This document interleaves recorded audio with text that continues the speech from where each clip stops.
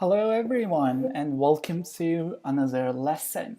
Today, we're going to be talking about the writing part and everything you need to know about it to be successful in your OET test.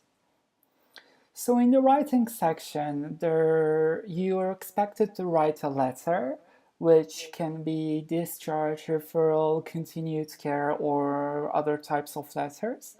But most of the time, you're expected to write a referral letter, and you have 5 minute reading time and 40 minutes to write the letter itself. So you're expected to write between 180 to 200 words. So I encourage you to count your words at the beginning of your writing practice. Because these tasks that OET gives for your writing section are designed to fit into this specific word limit. So what this means is if you're writing less than 180, that means you didn't include all the necessary information that needs to be included. Or if you had written more than 200 words, you likely included unnecessary information. Both of these practices would reduce your score. And I encourage you to download the answer booklet. Let me show it to you. So this is the same for all professions, and you can download this from OET's official website. And in the exam, you're expected to write on this answer paper, answer booklet, and download this, print this out, and practice your writing on it. See your writing style and how it fits into this. See how much space that 180 words take for you on this answer booklet. Therefore, in the exam, you will have a general idea about whether you did write enough words or not, and you would not waste time counting your words in the real exam. Okay, so and you need to, as I said, select and report relevant information, both not including important information and including unnecessary information will reduce your score. And you need to use your 5 minute reading time to select which information that you're going to write about. This is very important. You cannot write on the task during this reading time, but you definitely can organize your answer in your mind, and this can come in handy while you're writing the actual letter. And you need to use a letter format with the address and date and the person that you're writing to the letter and your name and your title. You need to include all these things and write this letter into proper letter format. And you need to practice paragraphing, and there needs to be relevant paragraphs. And paying attention to the audience is very important. For example, if you're a medical doctor and you're writing this letter to another doctor, you can use medical jargon, medical words. For example, you can say acute MI instead of heart attack. But if your audience is, for example, occupational therapist or speech therapist or nursing home registrar, these people are not doctors and they do not necessarily know all the medical jargon. So you should not include medical words.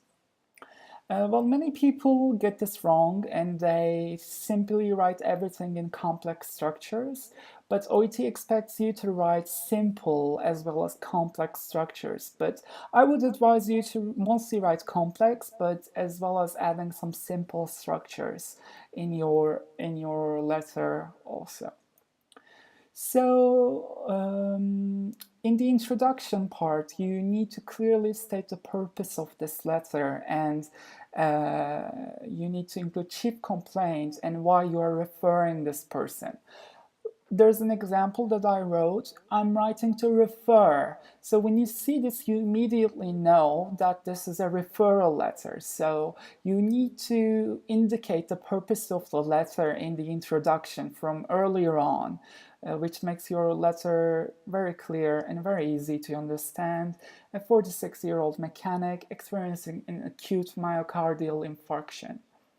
So there's some little social information about the patient, and you give the chief complaint or the reason for your referral. And in the paragraph organization, there are different styles, but I prefer this using timeline of events kind of style. So in the first paragraph, you chronologically mention the first visit of the patient, and you move on gradually to the other visits and the other events that happened during the time.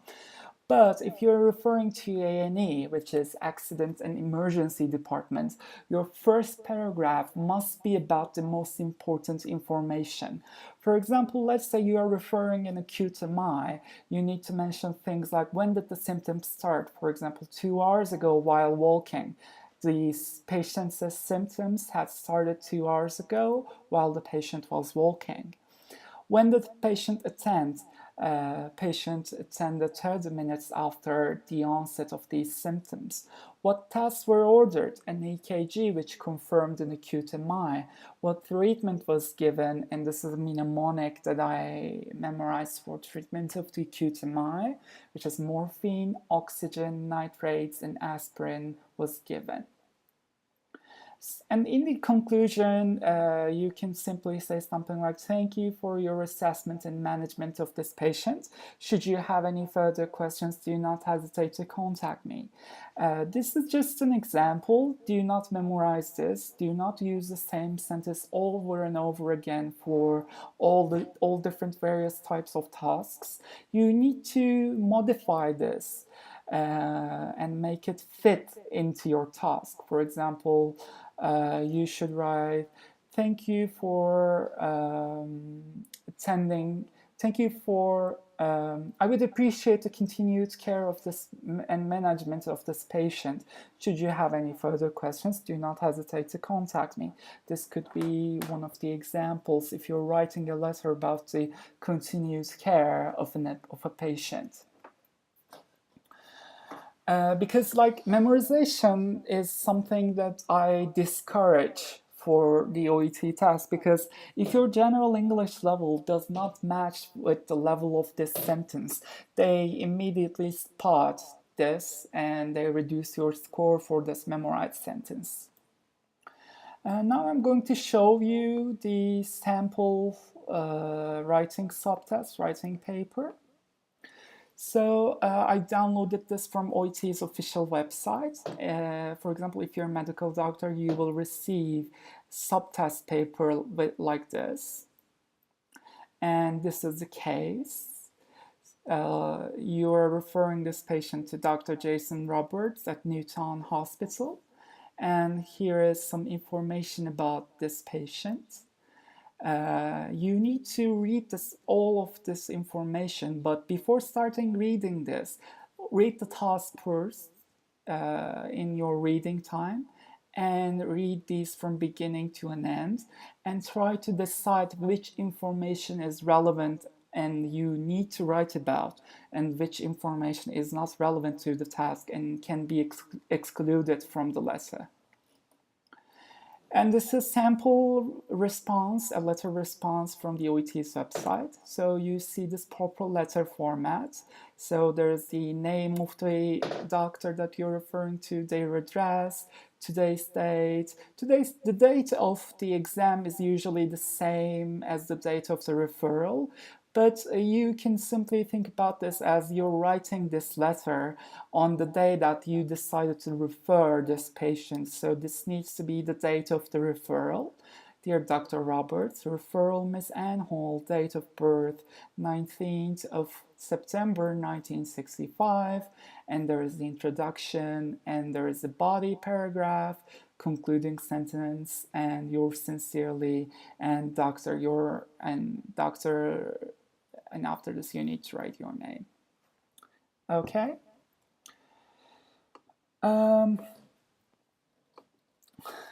we have this Facebook group and we organize Q&As, writing corrections, and speaking practice together. So I encourage you to join our Facebook group.